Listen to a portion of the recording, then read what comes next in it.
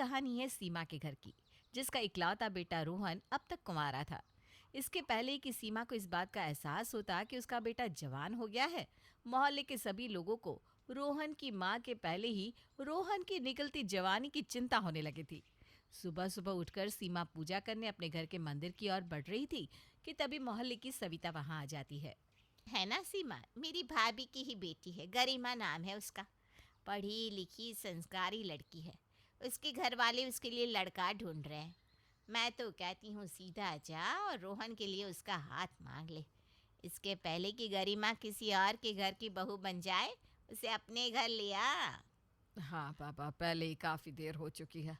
अब मैं और देर नहीं करूँगी। मैं आज ही जाकर तेरी भाभी के घर वालों से मिलती हूँ। सरिता की बात मानकर सीमा रोहन का रिश्ता गरिमा के लिए लेकर जाती है। पहली नज़र में रोहन को गरिमा पसंद आ जाती है और वो रिश्ते के लिए हाँ भी कर देता है। और 1 महीने में दोनों की शादी की तारीख भी आ जाती है। शादी के दिन सीमा बाकी रिश्तेदारों के साथ मंडप के पास पहुंचती है, जहां वो देखती है कि रोहन तो मंडप में पहुंच चुका है, पर दुल्हन आराम से सोफे पर बैठी है। कभी फ़ोन चला रही है तो कभी चाय की चुस्कियां भर रही है। फिर शुरू होने वाले गरिमा, आप मंडप में बैठ भी जाओ। बस 2 मिनट रोहन, आ रही हूँ ना। बस चाय खत्म ही होने वाली है। अपनी बहू की ये बात सुनकर सीमा 1 सेकंड के लिए हक्की बक्की रह जाती है, पर इस वक्त माहौल को संभालते हुए कहती है, गरिमा, पहले फेरे तो ले ले बेटा, उसके बाद चाय पी लेना है। "हम्म।" और किसी तरह गरिमा की शादी संपन्न हो जाती है। गरिमा बहू बनकर सीमा के घर आ जाती है। अब नई नई बहू को कोई काम बोले तो कैसे? तो पहले 3-4 दिन तो अच्छी तरह निकल जाते हैं, क्योंकि गरिमा को कोई काम करने को कहता नहीं।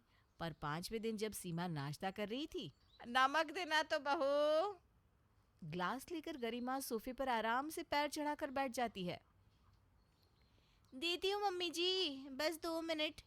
गरिमा के वो 2 मिनट पूरे होते होते सीमा का सारा नाश्ता ही खत्म हो जाता है। गरिमा उठकर किचन से नमक लेकर आती है। खाली नमक खाऊं क्या बहू? नाश्ता तो मैंने कर लिया। जा, तू अपना गर्म पानी पी, अपनी गैस खत्म कर। ओके मम्मी जी। सीमा की बात का गरिमा पर जरा भी असर नहीं होता, क्योंकि उसके हिसाब से वो जो कर रही थी वो तो सही था। आज अपनी शादी के 1 हफ्ते बाद गरिमा रसोई में जाती है और 2 घंटे में बहुत सोच विचार के बाद आराम से पानी उबालती है। तू रहने दे बहू, न जाने ऐसी किस चीज़ की तैयारी कर रही है। कौन सा बाराती आने वाले हैं खाने के लिए? हमें तो एक दाल सब्जी चाहिए। दाल सब्जी में क्या है मम्मी जी? मैं तो शादी में बनने वाला पुलाव बनाने की सोच रही थी, पर उसके लिए ना बड़े वाले चावल चाहिए। घर के चावल तो बहुत छोटे हैं और मटर का भी सीज़न आ ही गया है, तो सोच रही हूँ कि मंगवा ही लूँ।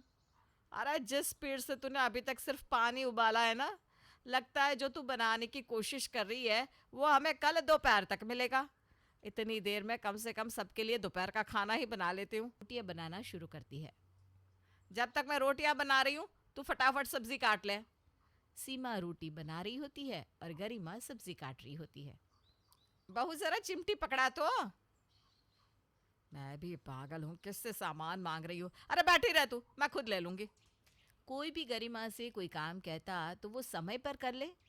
ये सोचना मुश्किल था। सोच लिया था कि वो गरिमा के होश ठिकाने लगा कर रहेगी।